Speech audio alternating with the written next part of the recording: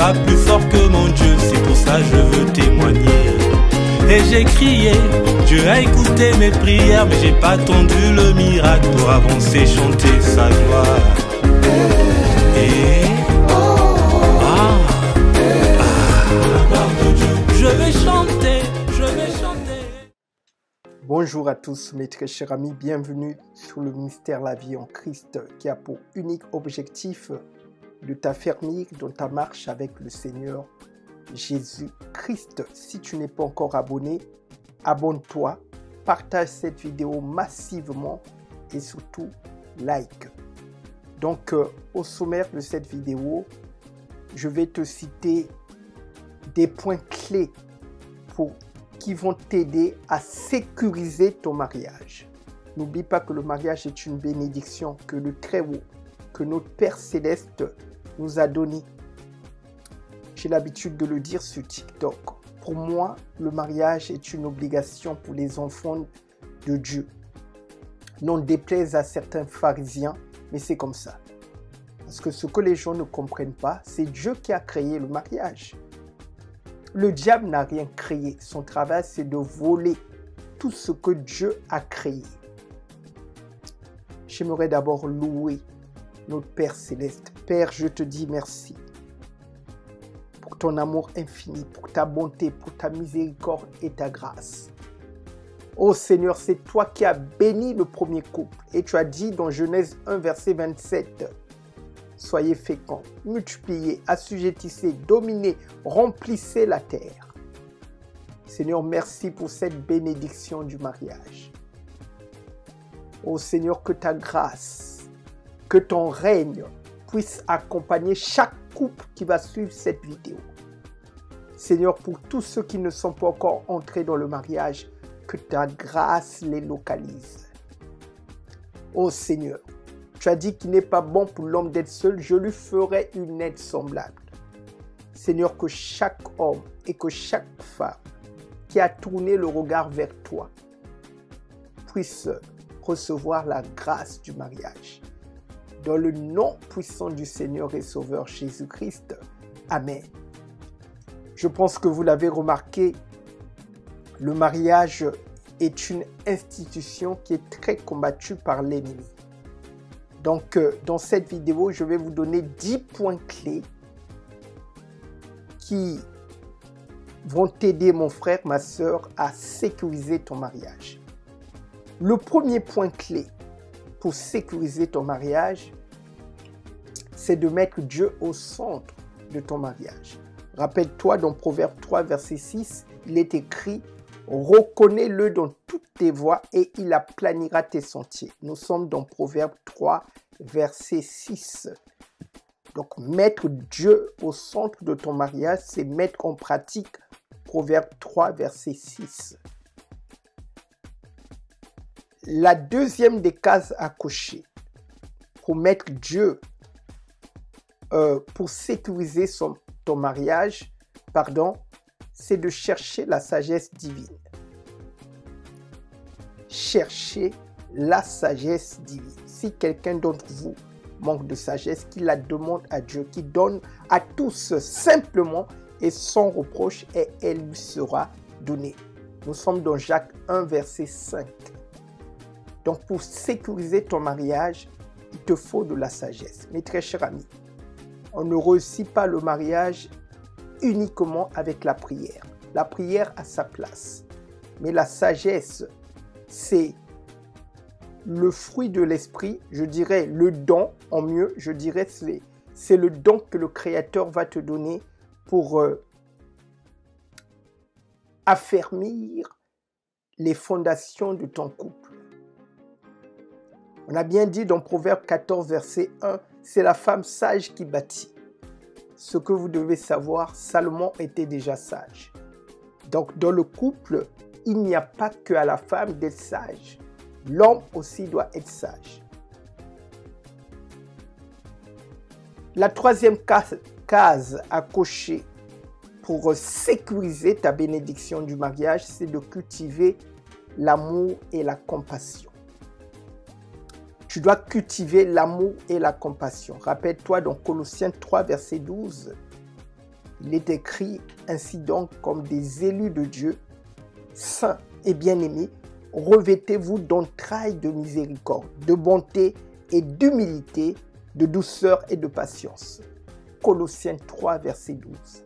Donc vous devez cultiver l'amour et la compassion au sein de votre couple pour sécuriser cette bénédiction, pour ne pas ouvrir une brèche à l'ennemi. C'est très important. La 4e case à cocher pour sécuriser la bénédiction du mariage, vous devez pratiquer la communication honnête et bienveillante.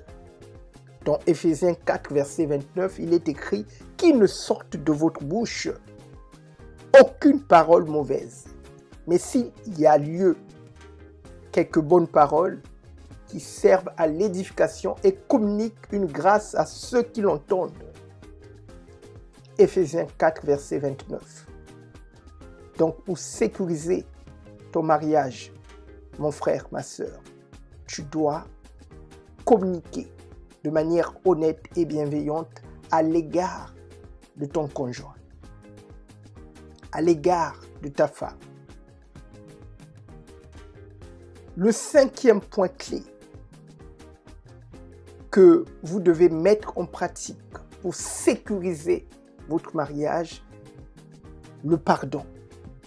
Vous devez pardonner et laisser la colère de côté. Le manque de pardon va entraver la bonne marche de votre couple. Le manque de pardon va ouvrir une porte à la rancœur. Le manque de pardon va être un poison nocif qui va venir faire voler votre couple en éclats. Donc, dans Colossiens 3, verset 13, il est écrit « Supportez-vous les uns les autres, et si l'un a sujet de se plaindre de l'autre, pardonnez-vous réciproquement. De même que Christ vous a pardonné, pardonnez-vous aussi. » Colossiens 3, verset 13. Le pardon est l'un des piliers du couple. Le 6e point clé pour sécuriser la bénédiction du mariage, vous devez pratiquer l'unité et la soumission mutuelle. Dans Éphésiens 5, verset 21, mes très chers amis, il est écrit « Soyez soumis les uns aux autres dans la crainte de Christ ». Donc en réalité, dans le cocon du mariage, la soumission est mutuelle. Ce n'est pas que la femme qui doit pratiquer la soumission, même l'homme. Là, je parle en termes d'amour, parce que celui-ci est appelé à aimer sa femme comme son propre corps. C'est très important, mes très chers amis. Donc la soumission au sein du couple, elle est mutuelle. La 7e case à cocher pour sécuriser le mariage, c'est d'investir du temps de qualité ensemble. Dans Éphésiens 5, verset 16, rappelez-vous de ce verset, il est écrit « Rachetez le temps, car les jours sont mauvais. » Rachetez le temps, car les jours sont mauvais. J'ai l'habitude de dire sur mes lives sur TikTok, le couple passe avant le travail, avant les enfants, avant l'argent, avant la famille, avant les amis, etc. Vous devez investir du temps de qualité dans votre couple. C'est le bonus pour la femme, c'est le bonus pour l'homme.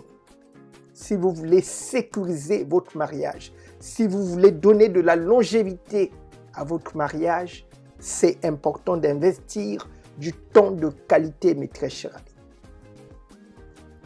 Le 8e point clé, mes très chers amis, que vous devez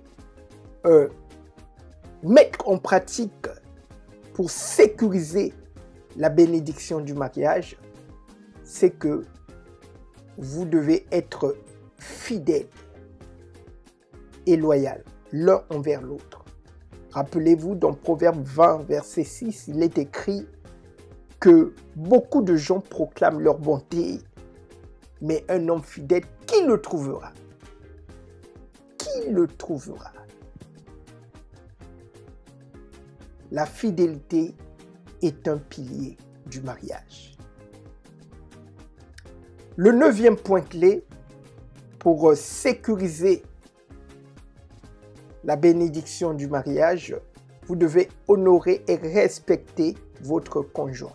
Dans Éphésiens 5, verset 33, il est écrit que chacun de vous aime sa femme comme lui-même et que la femme respecte son mari. Le respect est réciproque. Honorer sa femme est un indispensable pour donner du carburant à votre couple. L'honneur et le respect, c'est vraiment des vertus qu'il faut mettre en pratique pour sécuriser votre couple. Et enfin, le point numéro 10, mes très chers amis, n'oubliez pas de liker, de partager cette vidéo et de vous abonner. Le point numéro 10, pour sécuriser votre mariage, vous devez rester ancré dans la prière et dans la parole de Dieu. Rappelez-vous des paroles du Christ.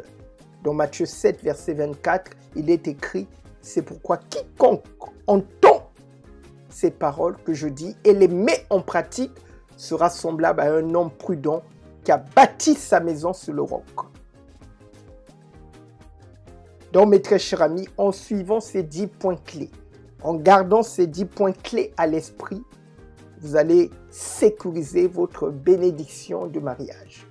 Donc, en suivant ces principes bibliques, vous pouvez renforcer la fondation de votre mariage et sécuriser la bénédiction de Dieu sur votre union.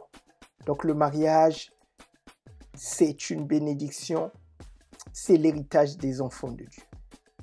N'hésitez surtout pas à liker cette vidéo, à la partager et de vous abonner. Je vous dis à très bientôt. Que le Seigneur Jésus-Christ vous bénisse. Pas plus fort que mon Dieu, c'est pour ça que je veux témoigner. Et j'ai crié, Dieu a écouté mes prières, mais j'ai pas attendu le miracle pour avancer, chanter sa gloire.